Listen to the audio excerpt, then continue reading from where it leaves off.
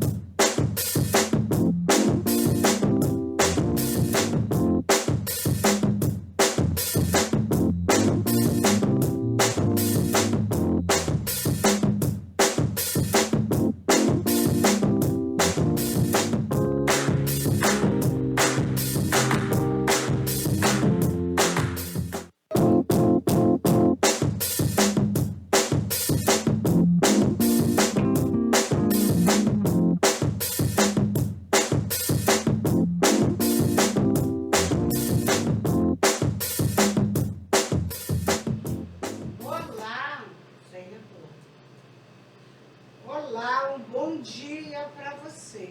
Só um minutinho, só. Nós estamos com um probleminha.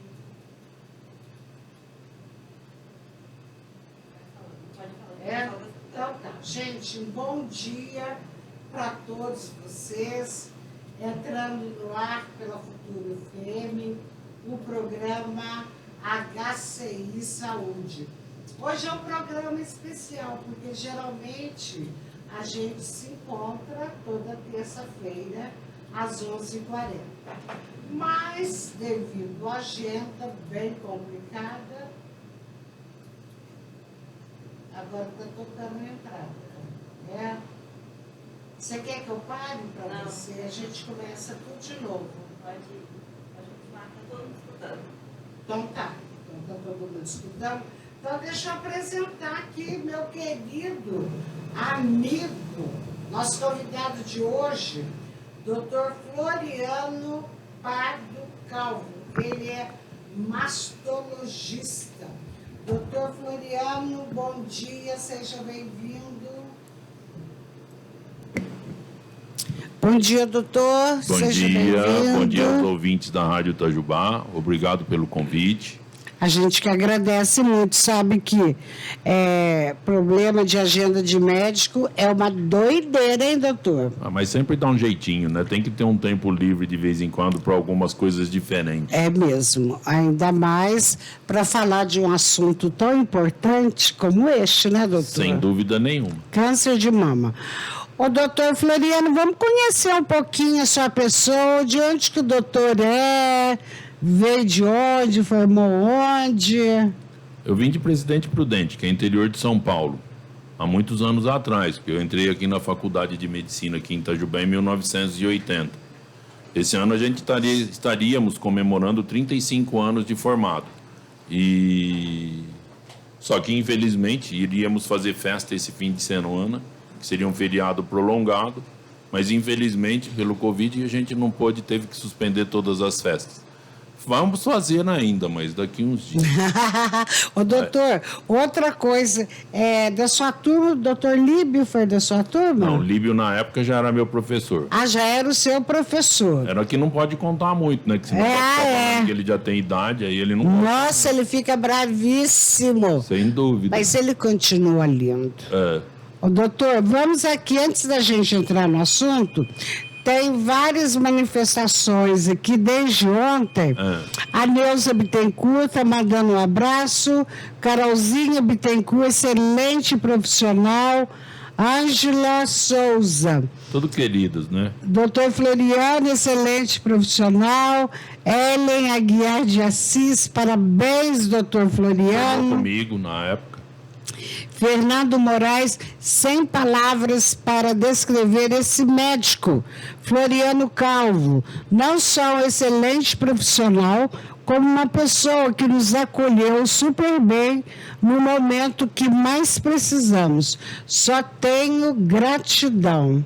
Que belezinha, doutor. A esposa dele veio do Japão para fazer tratamento oncológico aqui. Do Japão? Eles estavam morando no Japão na época. E os filhos deles, a menina se formou em medicina, acho que o ano retrasado, e o menino está na Unifei, né? Voltou do Canadá agora. São duas crianças fantásticas. Então, assim, tudo que a gente pôde fazer foi feito, mas infelizmente tem coisas que não nos cabem. Chega um momento, a gente parte, né? Mas está tudo certo, ficar aqui, partir para o plano espiritual, está tudo certo. A gente tem que ter fé, eu sempre acredito que a gente mora no inferno e o objetivo é ir para o paraíso. É verdade. Rose Galdino, excelente profissional. Silvia Melo, Deus abençoe, doutor Floriano. Carol Mateus, excelente profissional, amo demais. Ganhou neném esses dias também. Agora, a Aline fez um monte de compartilhamento aqui com o pessoal que ela conhece, doutor. Carla Vasconcelos, excelente médico. Carlos Bronner, parabéns, muito bom da orientação sobre saúde. Não sei se é Dina ou Diná Rodrigues. A Dina, deve ser a secretária lá do consultório de São Paulo.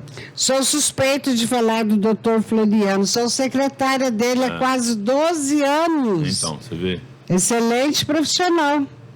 Terezinha Ferreira. Também. Sucesso na profissão e na vida. Deus abençoe seu caminho. Obrigado. Alexandre Gelman. Foi colega de trabalho lá na maternidade de São Paulo quando existia. Hoje ainda é, né? Porque ele também é mastologista. É médico também? Mastologista também. Grande pessoa, grande médico. Isso. Sheila Favero. Filha do ou como que é o nome do pai, faleceu há pouco tempo. Ela era pediatra, se formou aqui com a gente, um ano mais, mas está morando na França. O marido dela trabalhava como piloto, mecânico de helicóptero, né? Tá lá. Feliz, até dizer chega, morando na França. Ei, Sheila, tudo bom? Cuidado aí. Seu Sheila. Paulino, que é o pai dela, faleceu esse Quem? tempo. Seu Paulino. Seu Paulino? Cleilane Costa, doutor Floriano, excelente profissional. Obrigado a todos. Cida Almeida, parabéns, você é merecedor.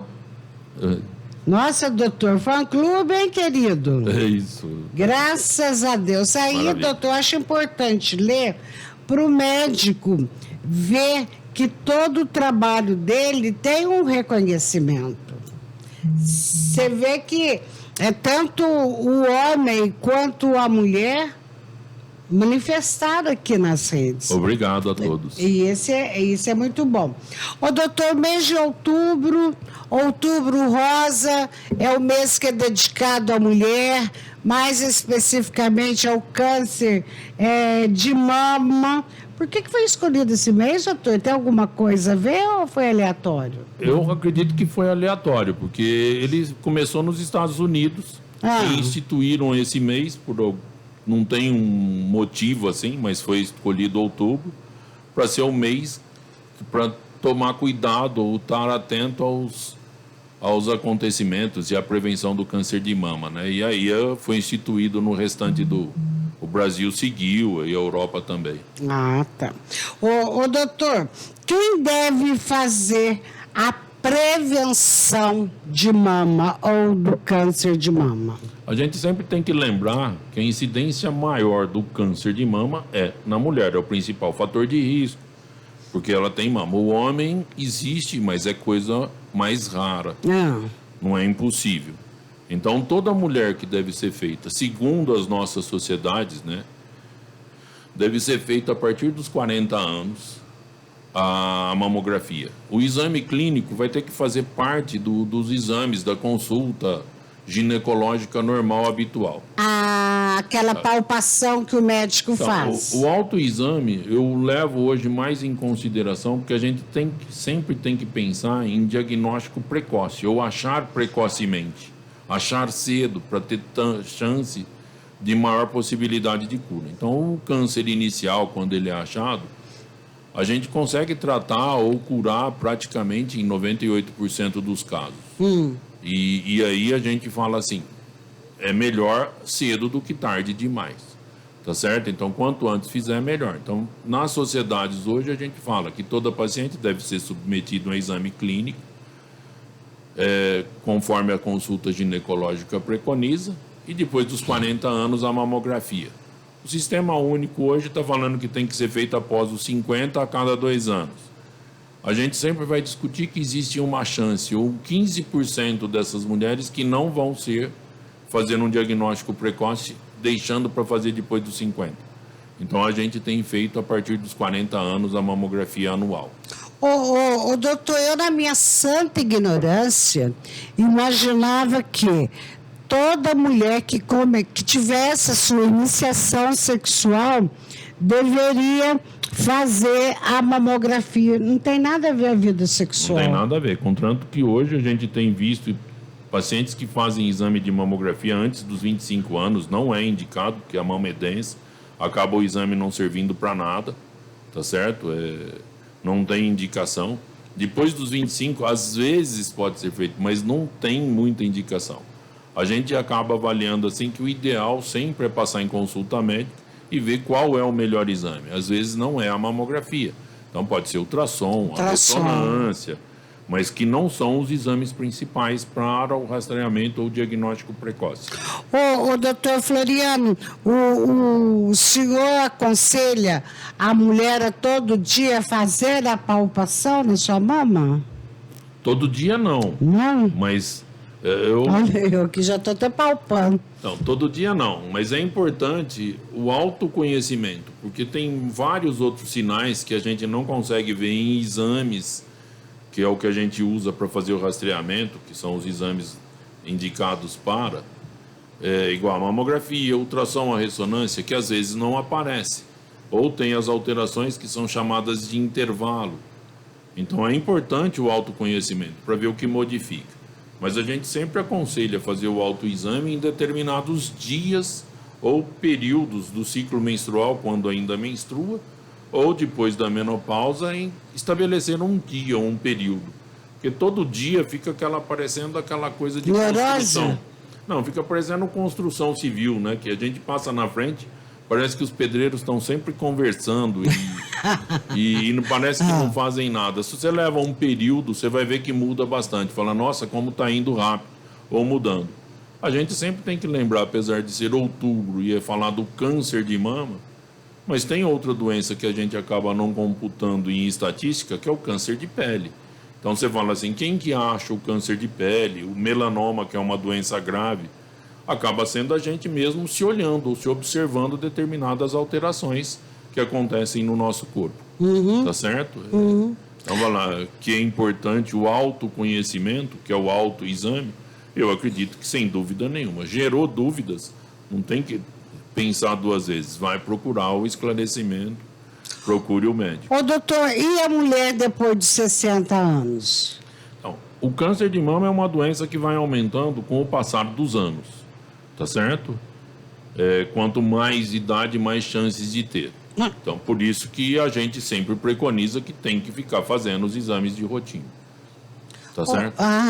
Ô, doutor, o senhor falou que é bom fazer de 2 em 2 anos, e a mulher idosa, dita idosa, né, a partir dos 60 anos, é importante que ela faça todo ano? Não, a gente preconiza pelas nossas sociedades fazer todo ano após os 40 anos. Após os 40 anos. Qual o período que seria de interromper o exame de mamografia?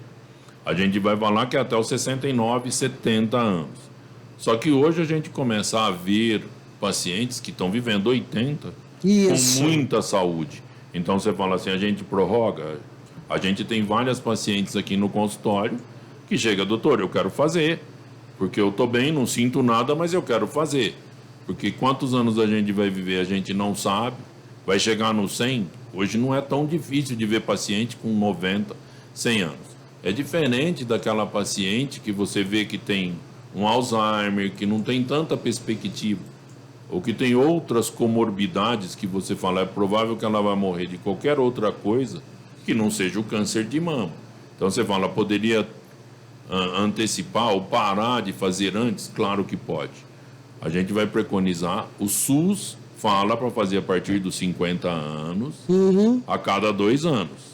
Pelas nossas sociedades de mastologia, de radiologia, após os 40, uma vez por ano. Até os 70 anos, 69, 70. Mas a gente tem prorrogado bastante esse prazo. Tá. O doutor, o senhor falou no SUS, tá fácil fazer mamografia pelo SUS? Eu não tenho uma ideia. Não é difícil, tá certo? Desde que seja dessas condições. Nessa época agora, do Outubro Rosa, a própria pessoal da enfermagem está autorizado a pedir e a prefeitura vai bancar esse custo sem ser um médico sendo pedidor do exame. Ah, tá. Então, no postinho de saúde do seu bairro, ela pode... Pode, que eu sempre vi, quando eu trabalhei em posto de saúde, que o próprio pessoal da enfermagem faz a solicitação. Tá O doutor Floriano, o formato do seio influencia alguma coisa no aparecimento da doença? Em termos de formato, não. Não? Não. Mama pequena, mama grande, não tem muito a ver. Ô, doutor, a mulher, quando amamenta, dificulta, digamos assim, o aparecimento do câncer de mama. Isso é um mito ou é verdade? A amamentação não é que seria um fator de proteção contra o câncer de mama. A gente sempre vai suspeitar que eu pus aí para quem sempre tem dúvida, quais são os fatores de risco. A gente suspeita que o câncer de mama ele é mais suscetível ao paciente que tem mais risco, aquela que nunca engravidou a primeira vez. Ah, é? Que nunca engravidou, que deixa para engravidar tardiamente, não que tem que começar antes. Mas que a amamentação, fala assim, que ajuda a prevenção, pode ser uma verdade. Porque enquanto você está amamentando, você não menstrua. Mas a gente não tem estudos que provam que a amamentação ajuda a diminuir o risco de câncer de mama. É importante mais por causa da criança em si do que como prevenção. Só que quem amamenta engravidou, teve filho. A mama atinge a sua maturação completa após a primeira gravidez de termo. Ô, doutor, para a gente deixar bem claro quais os fatores de risco de contrair um câncer de mama. Então, se a gente começar pelos fatores genéticos, por exemplo, a gente acaba tendo, que são fatores de risco, que a gente acaba não tendo muita opção. Quem são pacientes de risco? Que tem familiar de primeiro grau. Nossa. Primeiro grau seria mãe, Irmã. Certo? Se a gente pegar o caso da Angelina Jolie, que a mãe dela teve câncer de ovário, a tia, que é irmã da mãe, teve câncer de mama, ela fez o teste genético e deu positivo para ter câncer de mama. Então, acaba sendo uma paciente que foi considerada paciente de risco, ela tirou as 2 mamas. Ela preferiu fazer esse tratamento antes de ter a doença. Então, os pacientes de risco hoje seriam assim, a menarca, que é a primeira menstruação precoce, a menopausa tardia, ou então teria um período reprodutivo muito longo. Tá certo? A obesidade é um fator de risco? Tá certo? O tabagismo é fator de risco? O etilismo, tá certo? O uso prolongado de terapias hormonais, igual o anticoncepcional oral, a gente suspeita que por mais de 10 anos antes da primeira gravidez. A obesidade já falei, já. Então, a reposição hormonal é um perigo, doutor? Estou falando daquela mulher após menopausa que ela tem que fazer a reposição para ela se sentir mais jovem, ter mais lubrificação. Então, a gente vai avaliar cada caso, tá certo? Não adianta. Quando começou a surgir a terapia hormonal, a gente achou que fosse ser um santo remédio. E que todas as mulheres após uma menopausa teriam que utilizar, às vezes até antes. Hoje a gente começou a ver que existem opções de tratamento, tá certo? Que não é a terapia hormonal específica, mas que a gente vai tratar cada paciente conforme a necessidade. Tem pacientes que exacerbam muito esses tipos de alteração e tem as outras que praticamente não sentem nada. Então a gente vai avaliar de acordo com isso. E a gente sabe também que acaba acontecendo, não é só pela falta de lubrificação, que a gente tem os cremes que podem ser usados, mas tem a perda óssea. Então a gente vai ver o que tem que ser reposto em vez de ser só hormônio. Tá certo? Tá certo. Ô, doutor, outra coisa também, é melhor fazer a mamografia primeiro e depois o ultrassom? Não. A mamografia sempre é o principal exame para rastreamento precoce do câncer de mama. O ultrassom, a ressonância são exames que servem para complementação. Mas não é uma obrigatoriedade fazer tanto um como o outro. Ele serve como complementação. Depende do que a gente vai achar na mamografia. Não faz parte da rotina o ultrassom. Eu já estava assim com uma esperança de falar, não, pode só fazer ultrassom. Então, não. Não, o ultrassom não serve assim. Em algumas instituições de pesquisa, porque o ultrassom cada vez fica mais sofisticado, eles estão tentando avaliar essas possibilidades, mas não conseguiram fazer. Contanto que hoje existe alguns tipos de mamografia que são feitas que a gente faz aqui. Antigamente era só que fazia com revelação, com o raio-x que se revelava na máquina. Hoje a gente já faz a digitalizada, que são mais sofisticadas. Então, e hoje a gente tem mais outro tipo que se chama de tomossíntese. Que é isso, doutor? Seria tipo uma mamografia que faz igual a tomografia. Ela vai fazendo cortes da mama e monta uma estrutura. Então ela vai diferenciando, que são mamógrafos mais sofisticados, mais caros. Então, mas são opções que a gente tem a cada dia que passa. Ah, tá.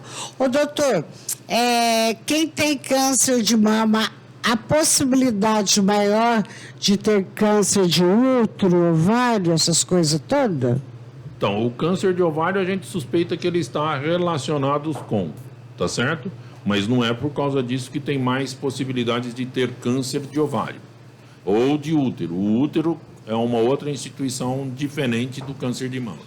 Eu posso chegar lá no seu consultório e falar assim: doutor Floriano Calvo, quero fazer retirada das mamas, do útero, do ovário, quero ficar livre. Poder você igual pode. Angelina Jolie. Então, poder você pode. A gente vai sempre tentar convencer você o contrário, que não é a solução de todos os problemas, tá certo? Porque todo procedimento cirúrgico existe um risco. Então, a gente vai fazer sempre o aconselhamento, ou o mais próximo possível, do que se chama de aconselhamento genético. A gente tem que avaliar quais são os verdadeiros riscos e as possibilidades de você vir ter câncer de mama, ou de útero, ou de ovário durante o seu tempo de vida. Eu igual estava falando para você que essa semana passada, teve um simpósio internacional, que é a Jornada Paulista de Mastologia.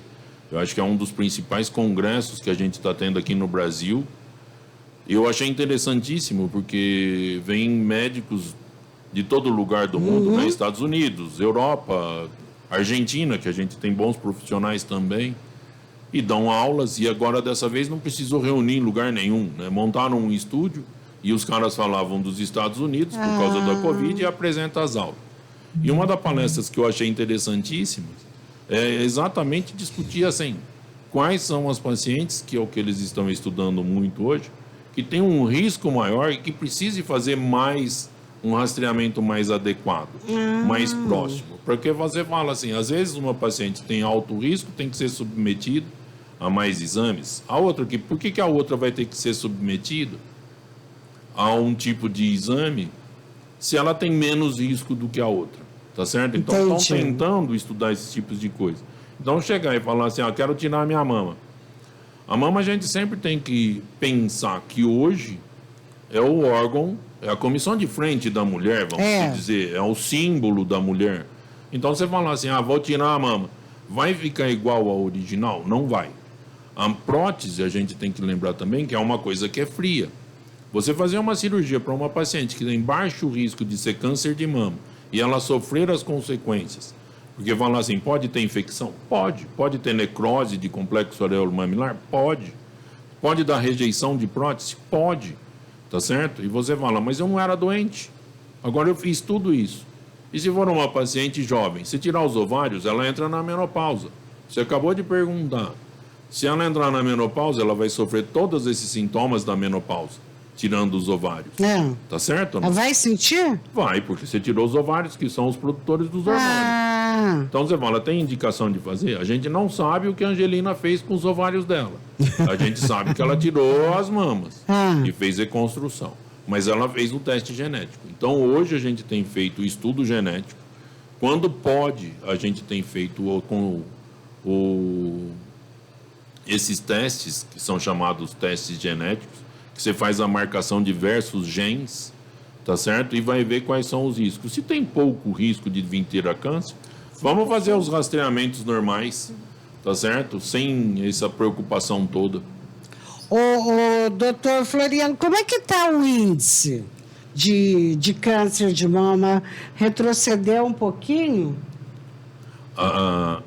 A estatística mostra o quê, doutor? Não, aumenta todo ano, que a gente está ficando cada vez mais velho. A incidência baseada no INCA para esse ano, mais ou menos aqui no Brasil, quase 60 mil novos casos. Nossa, doutor. E uma possibilidade de morte por causa do câncer de mama em torno de 15 a 16 mil. Nossa. Então, falar assim, é alta a mortalidade pelo câncer? Claro que é. É o câncer que mais mata a mulher. Câncer que mais mata a mulher no mundo, tá certo? No mundo talvez não. Que tenha outras coisas que matam mais também.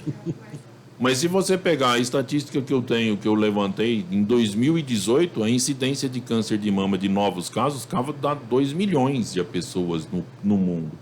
E você fala assim, e mudaram muito as condutas? Não, continuam fazendo rastreamento com mamografia e os estudos continuam seguindo. Ô, doutor, então não há novidade aí nesse mundo que o senhor vive aí, que possa trazer mais esperança para a mulher, assim, vai acabar o câncer de mama? Isso, eu acho que é meio difícil. A perspectiva, é difícil, né, doutor? O sonho sempre, os maiores partes dos laboratórios hoje, apesar da gente ainda não estar tão autorizado a fazer esse tipo de coisa, mas a gente tem determinados tipos de quimioterapia que estão dando respostas, ou assim, fez o diagnóstico de câncer, vai fazer um tratamento de quimioterapia prévia, que se chama neoadjuvante, e tem tido para determinados tipos de câncer que respondem, somem completamente. Mas a gente não está autorizado a não fazer a cirurgia ainda. Futuramente, quem sabe? Tá certo? A gente, é o objetivo. Fazer igual tratar uma pneumonia. Você dá um antibiótico, tá certo? Você trata a infecção. O câncer a gente ainda não está autorizado, mas tem determinados quimioterápicos que a gente tem usado e a gente faz a cirurgia e não tem mais o tumor no local. Só que a gente ainda não consegue provar qual mama que continua sendo doente, qual mama que vai recidivar, certo? A gente sabe que existe um efeito cumulativo de 1% ao ano, certo? Durante os próximos anos. Por isso que a gente usa a terapia hormonal, que é chamada, que é um anti-câncer, vamos dizer. Depois que faz a cirurgia, depois que faz a radioterapia, depois que faz o tratamento cirúrgico, e a gente continua fazendo esse tratamento profilático, né? Ô, doutor, toda cirurgia para retirada do câncer tem que tirar a mama? Cada dia mais, tá certo? Eu gosto sempre de lembrar esse tipo de situação, porque foi um cirurgião americano que descreveu a primeira cirurgia em 1894, então há 100 e poucos anos atrás. Praticamente até 1945 a gente sempre fez essa mesma cirurgia, ficou um período muito longo. Teve um que surgiu nessa época, logo depois surgiu um outro que diminuiu o tamanho da cirurgia. E depois no Instituto Europeu de Milão, que era um oncologista chamado Veronese, ele desenvolveu o que se chama de quadrantectomia. Então ele fazia um quadrante da mama. Lógico, avaliando as devidas proporções.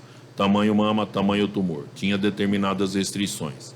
A gente tem feito hoje muita cirurgia conservadora baseado nesse tipo de coisa. Então a gente consegue operar tumores que eram consideráveis inoperáveis.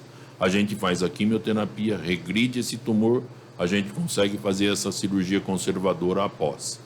Então a gente faz um tumor que não era operável, a gente faz com que ele seja operável.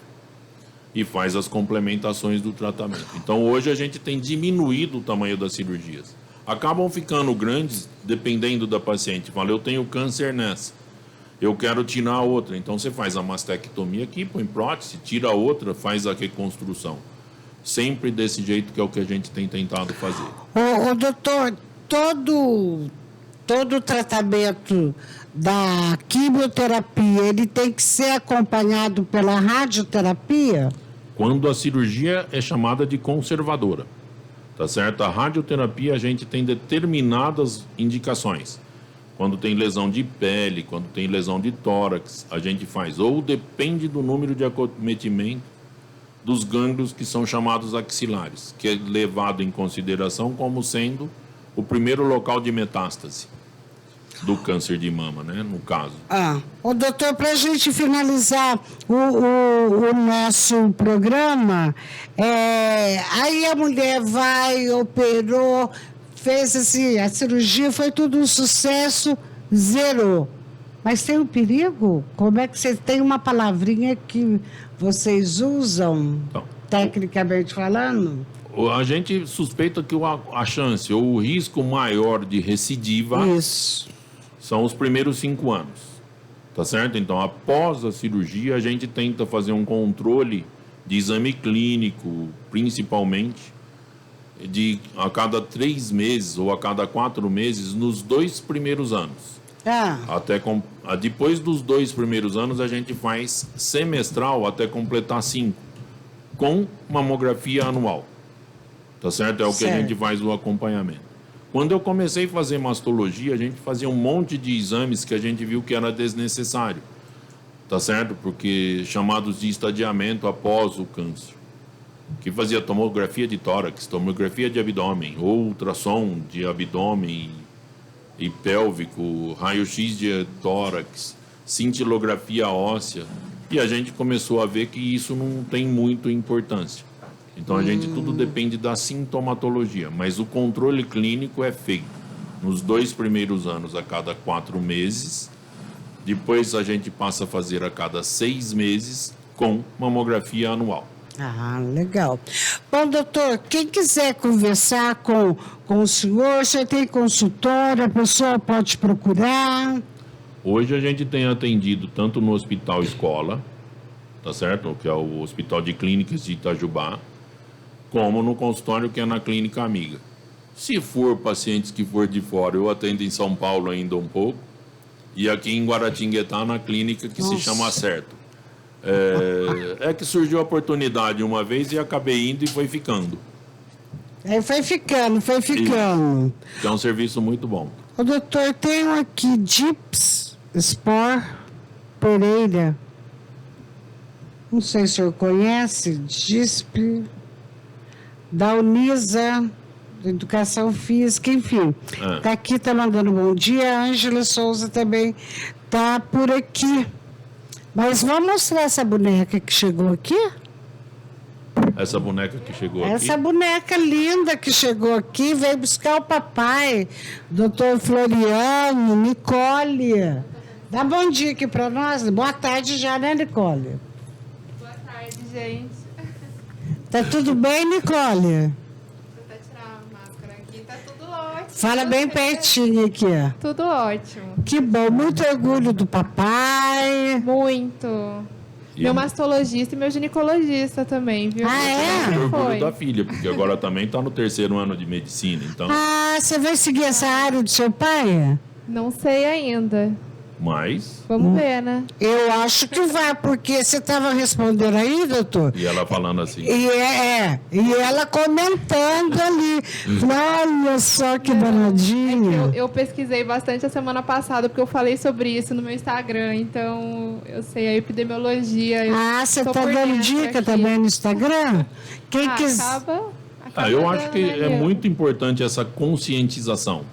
Tá certo? Porque eu estava até comentando com ela, porque ainda tem hoje, você ouve falar de pacientes que têm medo de fazer a mamografia por causa da incidência da radiação e isso evolui para um câncer. Só que são histórias que a gente fica sabendo, que fala assim, tem muitas pacientes que têm medo, mas viaja de avião. Diz que a radiação de uma viagem de avião é bem maior do que um câncer de mama, do que a radiação da mamografia. Então, falar assim, existe essa possibilidade? Existe, mas se a paciente está sendo acompanhada, o risco, o benefício dela vir ter um diagnóstico precoce e ter um tratamento adequado é bem maior do que o risco dela vir ter um câncer causado por causa da radiação da mamografia. Mesmo na tireoide, que se falar assim, pode usar o protetor? Pode. Mas a possibilidade de vir ter um câncer de tireoide por causa da radiação da mamografia é muito pequena. Então tá aí, olha. Quem quiser acompanhar você no Instagram, então, a nossa futura médica... É @NicoleGerminiani. Por enquanto eu falo mais de moda, né, pai? Mas às vezes a gente fala sobre... E gasta um pouquinho para manter a forma dos restaurantes mais de Itajubá. Não vou nem falar os nomes, que diz que não pode fazer. Querendo fazer propaganda já. Então tá aí, Nicole, um abraço pra você, tá bom? Um abraço, Nilda. Doutor, olha, eu não sei o que eu falo pra poder te agradecer, viu? É só falar assim que convida sempre, que a gente dá um jeito de vir. É sempre um prazer, doutor Floriano. Leva um abraço para toda a sua família, que eu amo demais da conta. Obrigado, igualmente. E as pacientes que tiverem alguma dúvida, se quiserem, vão fazendo as perguntas, a gente tenta responder. É verdade. Bom, pessoal, muito obrigada pela sua audiência, sua participação. Na próxima terça-feira, a partir das 11h40, tem mais HCI Saúde. Tchau, tchau. Relojoaria Nishimaki informa a